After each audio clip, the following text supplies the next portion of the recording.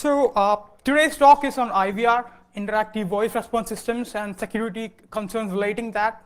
IVR, everybody in this room has used the applications, IVR application. It's just that the name is a little confusing. You remember every time you make a call to your customer care, a customer support, the first female voice, the computer-generated voice which responds back to you, asking you to press various options, choose your native language, and if you want to direct the call to customer support, choose that particular options.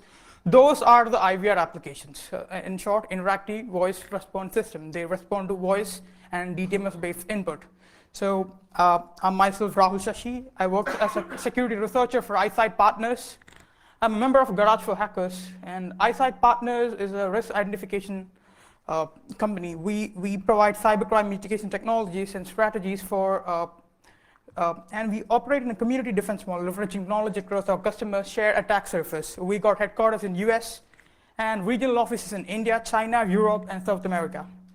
And I'm from a community called Garage for Hackers. It's a community of like-minded people, where people from all across the globe come share. I think one second.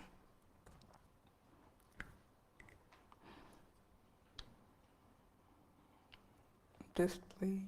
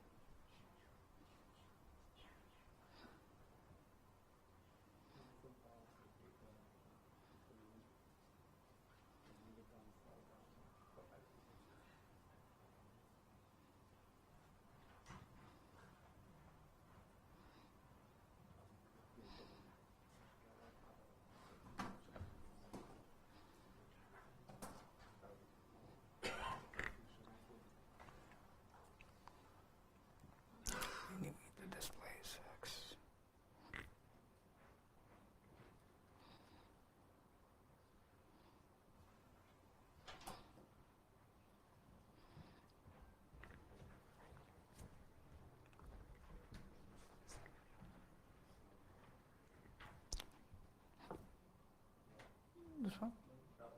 Oops.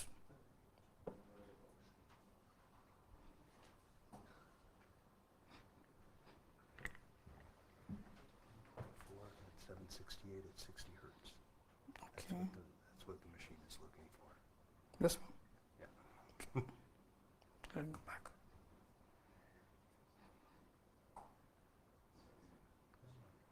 This one, right? That's the one, yeah.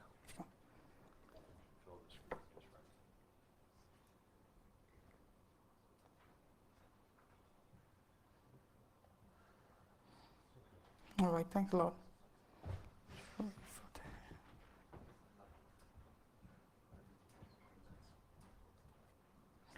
Sorry for that. So we are a community of like-minded people from infosecurity, research, consulting, and law enforcement, where we share our tools, ideas, and exploit codes.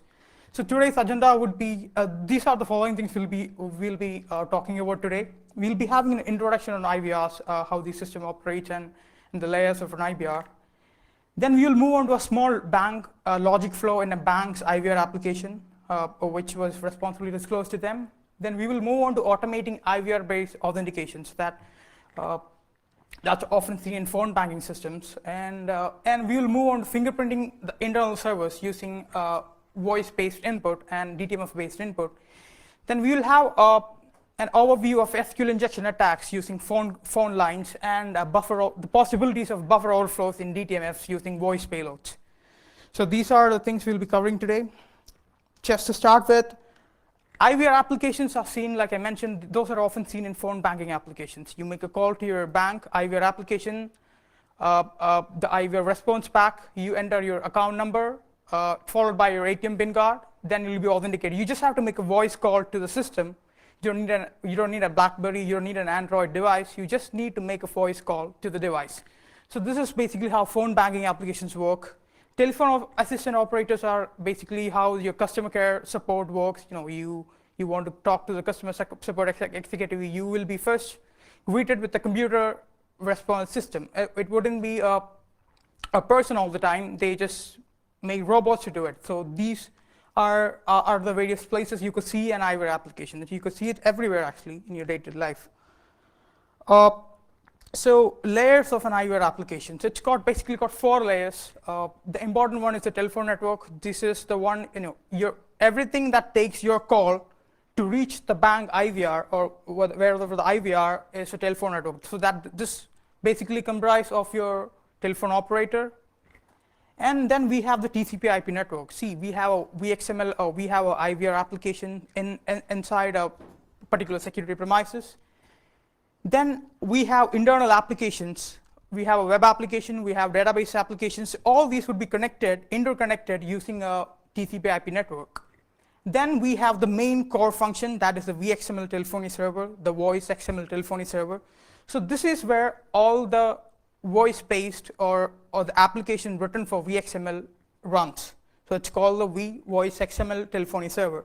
Then we have the web applications, which all the inputs which comes to the VXML are passed to a web application. So the web application does all the processing and responds back to the VXML. So now what the VXML does is reads out the output to the end user. So we could explain that with this diagram. Consider I am going to log into my phone banking. So I made a call. The call reaches the PBX of the bank. Now the duty of the PBX is to convert all the phone calls to a voice VoIP phone call. So consider I dial the number 555-555. Now the call reaches the PBX. Now the PBX knows that the number 555 is associated to the internet or phone banking application. Now the PBX converts the call to a voice over IP call and redirects it to the VXML IVR application. So if you dial 666, now the PBX knows that this is supposed to be redirected to the customer support. So it will be redirected to the customer support application. And what happens is when I press a number, when I send my account number using DTMF or a voice input, I say like it'll ask to enter my account number. I enter the account number. The VXML servers got capabilities to detect DTMF input and voice input. So that means I could spell or I could say my account number. I could say 113. And so these systems got the capability to process. It's got a speech recognition engine also embedded in it.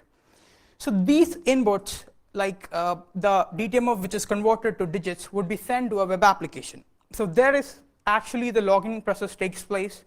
So my account number and password will be sent to the web application, which DTMF detection takes place. It will be sent to the web application. The entire processing of the logging takes place in the web applications. Now the web application responds back to the VXML stating that it's authenticated or it's not authenticated. Now the duty of the VXML right now is to read out the output to the end user. So this is clear, right? This is a very basic, this is the architecture of how this entire system runs everywhere. So we already covered these points. So we explained the capabilities of a VXML telephony server. That is, it could detect, it detects touchstones or DTMF inputs. That is one input to these systems. The second inputs are speech. You could say voice, you could say commands to the system, like you could spell in your account number or you could spell in your username, and it's called text-to-speech engine and engine embedded in it. You could write. Fine. So, and these are the modules. We already explained these things. And the important part over here is the VXML and CXML. These are the languages which these VXML applications are built. IVR applications are built. VXML stands for voice XML. CXML stands for call XML. VXML is mainly used when you have to have support for both DTMF and voice inputs. CXML is used when you only have support for DTMF input. That means you could only send commands using your phone. Your what do you call DTMF keypads. But when you need a mix of both, we use voice XML language. It's basically very similar to XML language, which is called if condition of it's called condition based, and it's a pretty much interrupted It's all similar to VX. I mean, we'll explain that later actually. So what made me interested in IVR-based applications was my phone banking. It allowed me to log into my phone banking account. All I have to do was make a call to my IVR. It then asked me to enter my account number or my 16-digit debit card number or my 12-digit account number, followed by my 4-digit ATM PIN card. So that was my password. So how was this hackable? I mean, how was it dangerous? A little bit of theory actually. Everybody might have heard about probability theory in maths. So probability theory states that probability of an event, P of A, that the probability of an event to occur is equal to the total number of events divided by the total number of possible outcomes divided by the total number of events. In short, the total number of events over here is the 4-digit PIN password. I'm sorry, total number of events over here, N of A, is the number of customers. That's very huge. So the number of account numbers is very huge right now. So when you divide that by the total number of PIN combination, that means it's a 4-digit account number. So when you divide a very huge number of customers with a very small set of PIN combination, you have a very high possibility that, and you understood this particular theory, right? So in short, the probability of me having a hot wife is equal to the total number of hot girls out there divided by the total chances of me getting a hot girl. So this is, in short, probability theory actually. So if I make an automated program that dials into my IVR and tries to authenticate in the user account starting from account number 1000 to account number 2000, trying for PIN number 666, I have a very huge possibility that multiple users will be having the same password 666 as their PIN. So let's say the lowest possibility 10 with the theory with our previous probability theory. So this was actually found in one of the banks in India, actually multiple banks in India. I think it'll be same everywhere. And one more funny thing about the bank was every 3 invalid attempts, the accounts get blocked. And every night at 12 o'clock, the accounts get unblocked. It was not a time period. It was just that at 12 o'clock specific, the accounts get unblocked. So what does this count? This says that if I start my attack at 10 o'clock at the night, at 12 o'clock, I tried like 1,000 accounts and for 3 times, and all these accounts are blocked at 12 o'clock. Automatically, the accounts will get unblocked. So I got again another 3 more attempts in a time period of 10 o'clock to morning 2 o'clock. So total, I got 6 attempts. So if I start my brute force program at night 10 o'clock, I could try 5 different PIN numbers for 1,000 accounts without blocking any. So if I try my 6th attempt only, the accounts get blocked again. So just try 5 more attempts and you're good to go. So we made a small POC program actually. It's pretty easy to automate this. Automate the IVR-based authentication. This is how you brute force it. You just have to use these add commands, AT&T add commands, which are mentioned here. These are the very few set of commands which I used, and I used Python for automating it. And this POC was, this way we could brute force every IVR-based applications because there is no sort of captcha for these systems.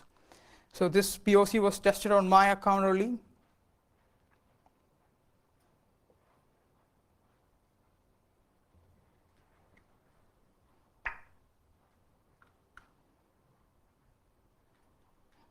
Good morning. Welcome. Phone banking. For English, press 1. Hindi में जानकारी के लिए. If you are an existing customer, press 1. To report loss of car, please select from the following 5 choices at any time during this. Please enter your 16-digit debit card or 12.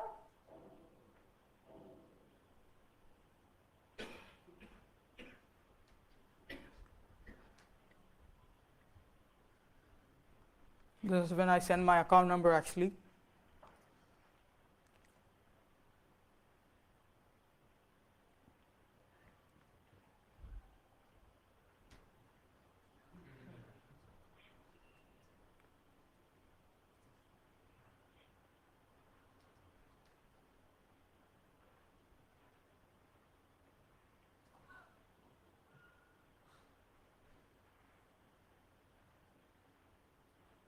enter your 4-digit ATM or debit card PIN, or press 1 to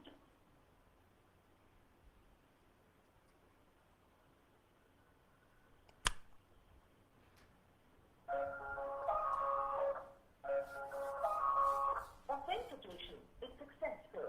The available balance in your account is 55,525 rupees and 58 paise. Credit. Press star to repeat. To know your last 5 transactions,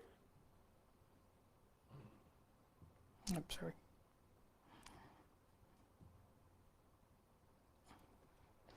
So, so this was how I got interested into these sort of IVR applications. So what all does this say?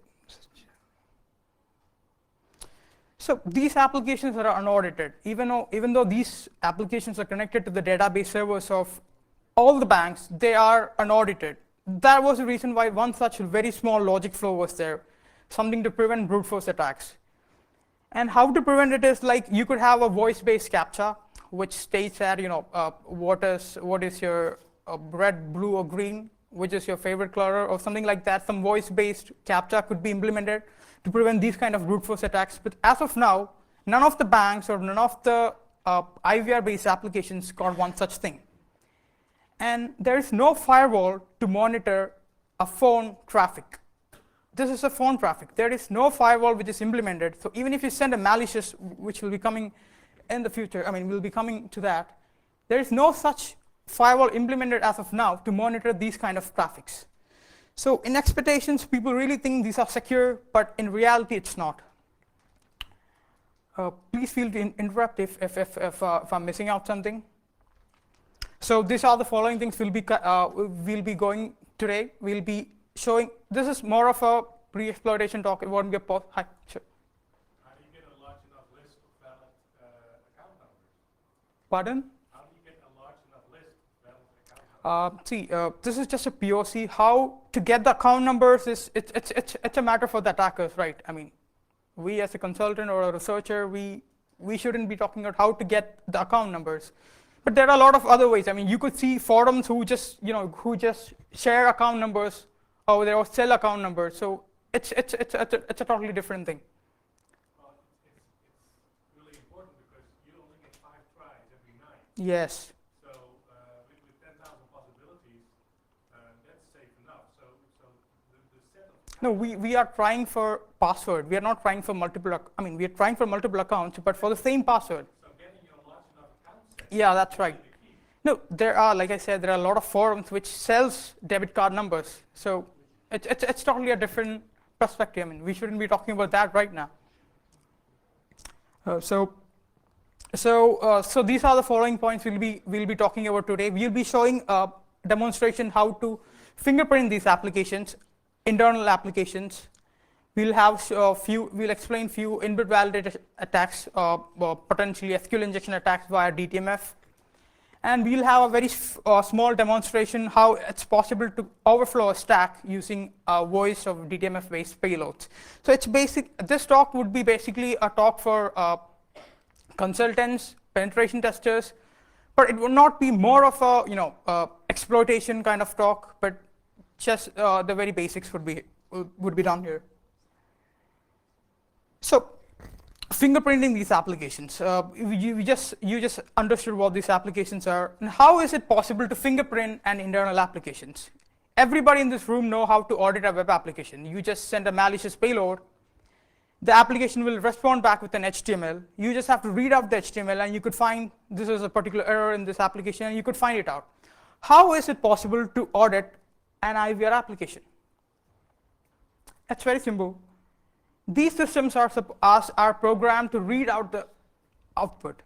The output of these systems are speech. Everything that happens inside is converted to text. The text will be converted to speech.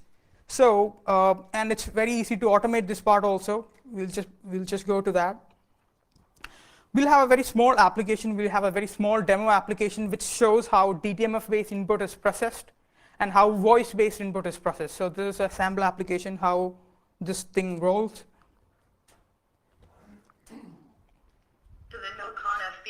1H2S server. To test DTMF, press 1. Or to test DTMF, please press any number key on your keypad. Looks like you pressed 5. Welcome to the NoCon 1H2S server. To test DTMF, press 1. Or to test speech recognition, press 2. Please say Red. no mash. Red. No. Looks like you said red. Welcome to the NoCon FB2S server. To test DTMF, press 1. Or to test speech recognition, press 2. So these are the capabilities which you show, which got, like I mentioned, you saw how DTMF input is processed and how voice-based input is processed. So we'll go on to, so this is a very small VXML application build, IVR application built in VXML language. The very important part of this is the grammar file over there. You could see over here, the grammar files. This is a text GSL inline grammar file. So that means if I say hack me, the system won't understand that word. Every word which is defined in the grammar file, those words only would be understood by the system. So you can't send in any commands to the system. So if I want to, like, say, SQL inject this, you can't send that command. Only the predefined words which are defined in the grammar file would be understood and processed by the system. So now when I say customer support, the system checks that the particular word is there in the grammar file. If the word is there, then the input is taken as, and the character value of that particular thing is taken and processed. So, the very small flaw in this application was we have a condition over there. So if the user say banking, the call would be transferred to the banking department, or whatever code which is there to do the banking will be done. If the user say support, the call would be redirected to the customer support thing. And if it was, if it comes to the else case, it will try to fetch a web page called test.php, which actually was not there because the programmer tried, maybe at the time of debugging, he didn't remove this value from that. So if I say test, which doesn't have any code associated with it, it'll trigger an error. We'll just see what happens actually.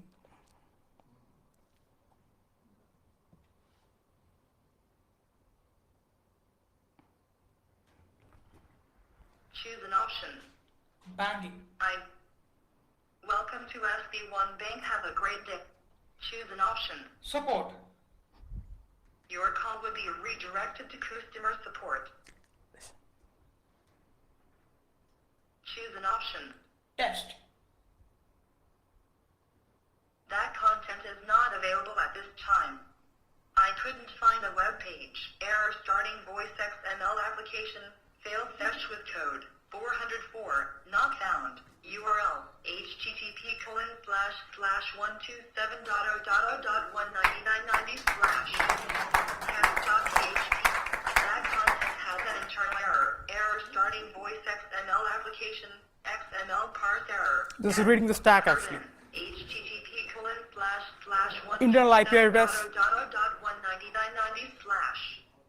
DOM capital session counter equals unknown session accounted equals 1 session it equals E6. So it will pretty much read out every crap that's inside the system. So you could get the internal IP address, you could get all the hosted applications which are served on the IVR application. It will do everything because the output is supposed to be coming by voice. Just trigger an error, it'll read it out to you. You just have to stand by with a pen and a paper, note down the things, and that's it. So this is how you fingerprint the applications. So what all did we learn so far? So the grammar files, which are the important part, you can't say any commands. You just have to say the commands which are defined in the grammar files. If I say quantum of Suresh, it doesn't work. You have to say quantum of Solage. So it's So this is the very basic things we learned so far. So what are the limitations of why was it considered these applications, why was it considered secure? Because the limitations of the payloads which we could send over DTMF is very less. We got a 0 to 9 capability, and then we got star, hash, and ABCD key. If you just check your phones, you have a 0 to 9 and a star and a hash key. These are the only commands that you could send to these servers. So that was the reason why you couldn't do much with the systems. So we'll just talk a little bit of how is it possible to do an SQL injection using a DTMF? So just to start with, everybody is aware of this basic magic codes. I mean, or 1 is equal to 1. I mean, I think everyone is aware of it, right? So that's cool. So I'll just have a very small, just explain that. So we have this SQL on the other side, and if a user or either a hacker enters some random crap followed by a semicolon and or 1 is equal to 1, it wouldn't check what is on the other side of SQL, but it will equate it with what is or the 1 is equal to 1 statement, because you added a or statement to it. So whatever is on this side, even if you doesn't enter a password or account number, it doesn't matter. But everything on this side would work, and that is how SQL injection works. I mean, or 1 is equal to 1 statement. So there was this paper which was dropped on ExploitDB a month back. It was called false injection. So the one which you saw is true injection. I mean, that was the other called semicolon 1 is equal to 1. That is the magic code. But in false injection, you just put the password field with nothing. So MySQL, when it comes to MySQL treats a null password as 0. So when you put is equal to 0, that works. That means instead of putting semicolon 1 is equal to 0, you could just put equal to 0, and that works. Same way, multiplication also works. So multiplication, if I multiply an integer, let's say 1, 2, 3 with 1, it's 1. I mean, it's 1, 2, 3 only. If I multiply it with 0, any number, if I multiply it with 0, it's 0. So what does this payload, what idea does it give you? You see the star key, I mean the multiplication, we have a DTMF star. We have a DTMF star in our phone. That means in live application, this is an application we will be showing. The application asks the user to enter the user ID. So I entered leet, which was not there in the database, so it said wrong user ID, so please try again. Then I try again. I tried with the user ID ELEET 311337. So it greeted me with my name, welcome Rahul Shashi. So now, if I enter, so ELEET is a valid user ID, so we know that.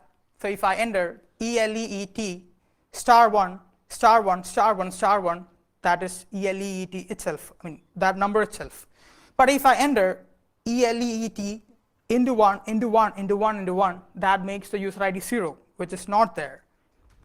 So we'll show how that works. So this is a very small test to check if SQL injection is possible.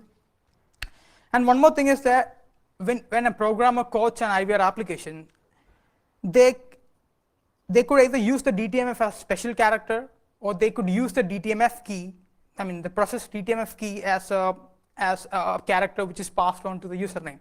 So that is a very small logic flow. If this particular program is implemented, I mean whatever the program is implemented to consider it as a special character, then these programs occur.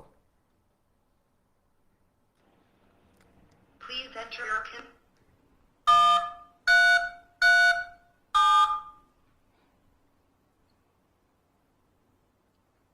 You entered PIN 1337. Please wait while we process your information. You'll fetch from the database right now. No matches found. Please enter your PIN. I will try with the second PIN number.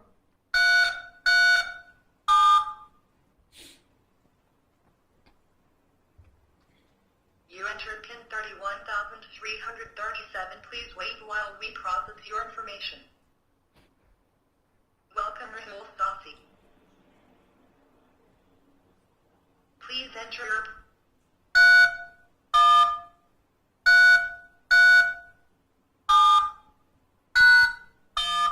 *1.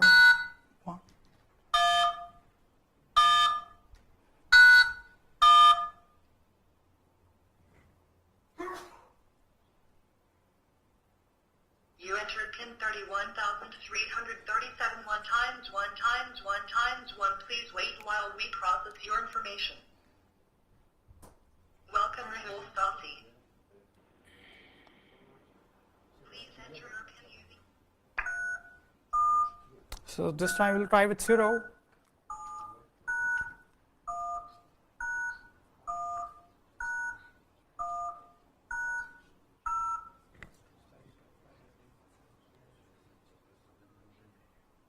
You entered PIN 31,337 times 1 times 1 times 1 times 0. Please wait while we process your information.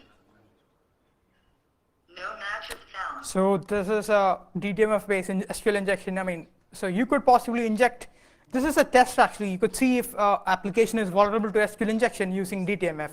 This is a very basic test. This is a blind injection using DTMF.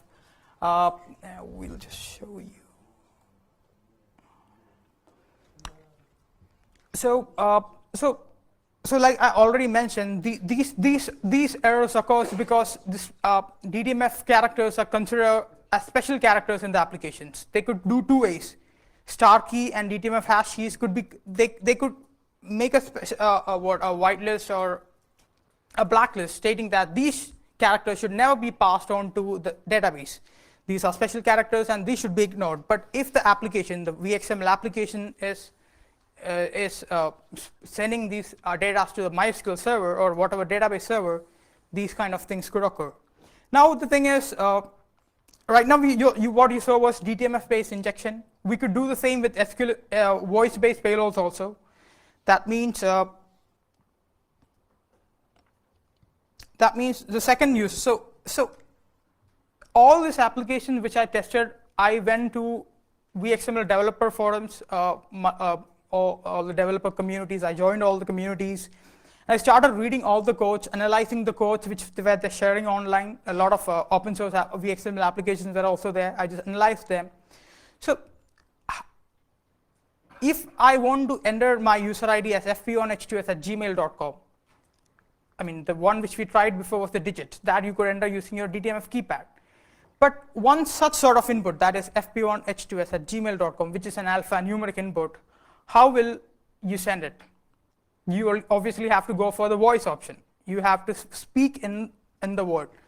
But so how these applications process alphanumeric inputs were, I say F, it will understand F. But when it comes to special characters, I'll have to say at. If I say at, the alternate special character of at would be replaced with at. So if I say dot, the special character of dot would be replaced with dot.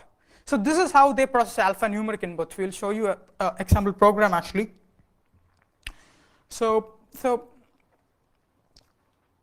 I'm sorry, I'll show you something. Okay, see, so this is a grammar file. This is a grammar file which has got the capability to convert. I mean, if the user says dash, the alternate special character of dash will be replaced. So another big thing about these programs is it's very complicated to build a grammar file which could process both alphanumeric and digital-based inputs. So what basically all the programmers does is just there are pre-built grammar files which they could just download from the internet, attach it to their programs, just source, attach it to their programs, and it'll work. So this was one grammar file which we downloaded from a open source application which they were giving out free. So this is how they process the input. See, this literal of dot, if I say dot, it'll be replaced with dot. And if I say com, it'll be replaced with com. So this was a program which is a grammar file which was associated with the program that was used to read in email addresses.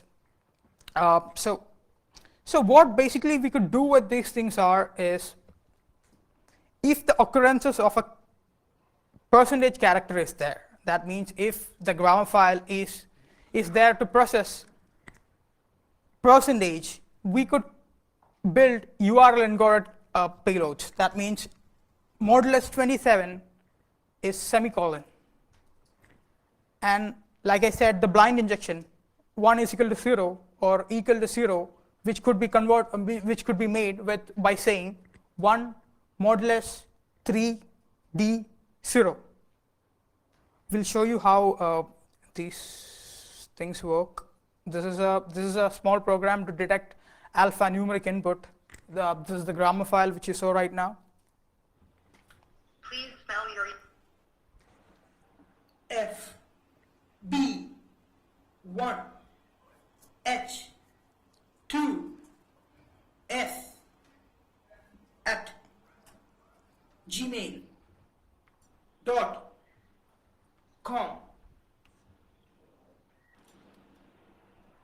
You said fb1h2s@gmail.com. So this is how they process alphanumeric input. So what we could do over here is, you don't have a demonstration. So what we could do is we could craft these kind of payloads. If the application is supposed to take in alphanumeric inputs, it's possible to craft payloads with URL encoder format. So this would be sent to the database. So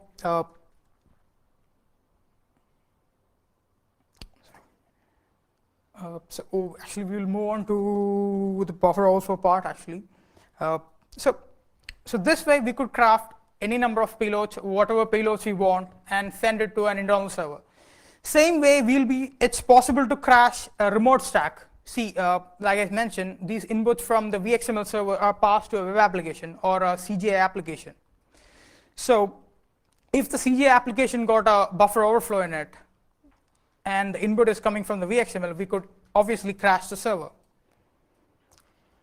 It's possible, in theory, it is possible to do a core execution also using a voice payload. So that means I could convert an alphanumeric, I could make an alphanumeric payload and send it to a system, and you could execute core also. But the problem with these systems are, it's very hard to understand the word A for multiple vendors. Their speech recognition systems are very, it's very hard for certain input to understand. So if I follow with, send it in a series of characters like A, B, at one point of time, the system won't be able to recognize what the input was. So that is a very, very thing which I'm stuck right now, or I was not able to get through.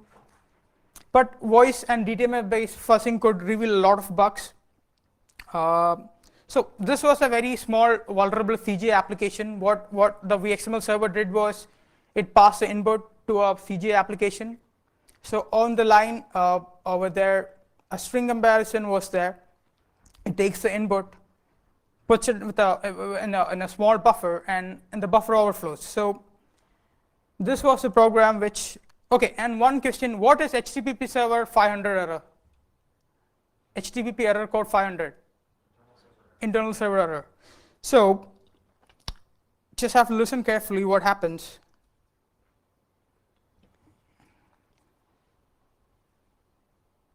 Please enter your PIN.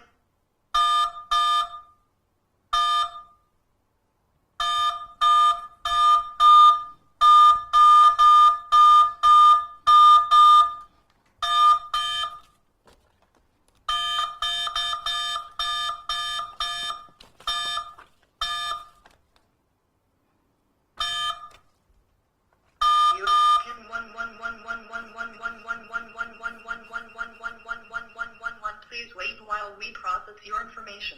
Sorry, that content has an internal error. A web server error occurred. Error starting voice XML application. Failed fetch with code. 500. Server error. URL. http://192.168.43.97/ CGI-bin/ v_test.cgi. So that triggered an internal server 500, which is obviously a stack was overflowed with the vulnerable program which we did right now. Same way it's possible to send a voice-based payload also, the same way which we did DTMF.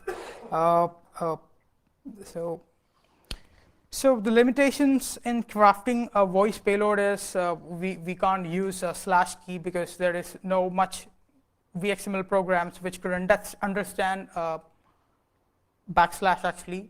Oh, and one more thing is, see, these validations in VXML, they have two validations actually, max age and max digit. So max age is like if a person stops saying something for a particular amount of time, then processing the input will stop. So if I continuously say something within a limit of 2 seconds, then it's considered, it keeps taking input from the user. So I could say max age is 2 seconds. That means if the user doesn't say anything for the rest 2 seconds, don't take any more input. And they have max digit also. That means a total number of 50 inputs should only be considered, rest should be ignored. So if the programmer set it with max age value, you could speak or you could send in as much as characters or as much of things you want, and you could crash these sort of buffer overflows.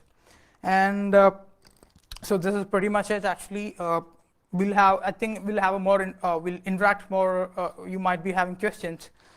So yeah, in theory, actually, you could craft uppercase alphanumeric shellcode the same way which I mentioned, sending alphanumeric character, you'll be able to send uppercase numeric shellcode also. But why I was not able to do was, the system was not able to process a series of characters. So if I say A, B, C, D, at one particular time, the systems are getting confused if I said D or B. So in exploitation scenario, if you miss out a very small digit, that will cause, that make a lot of changes in the other end. So it's possible in theories actually, but it was in reality, getting core execution was kind of hard. So that's it actually. Questions?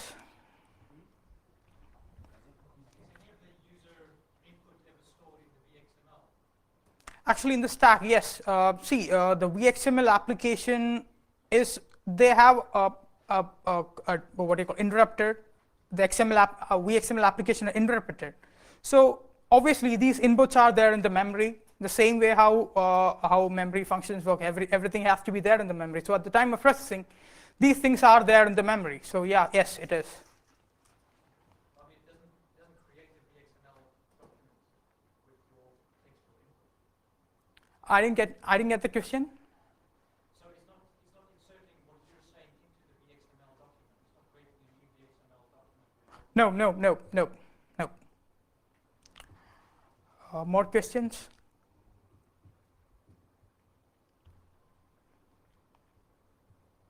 How you send alphabets on a normal voice interface? The question was, how do we send? You have only DTMF codes exist only for digits. And normally, are you ever expected to send alphabets? Yes. So the question was, how do we send alphanumeric inputs? So some banks or some companies, their user ID is a digit. But there are other people who need alphanumeric input. That means their customer ID or account number would be a combination of user digits and characters. So they need to have the capability to process alphanumeric input. So they have to have obviously these sort of programs. And this is the only way VXML process both alpha and digits. So this is pretty much there in those sort of applications. Who needs this feature? Then you have to talk.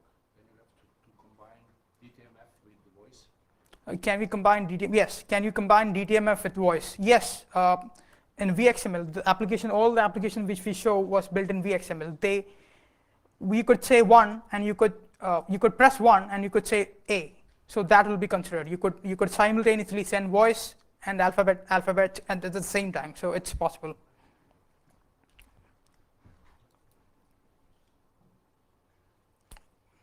Any more questions? All right, that's it.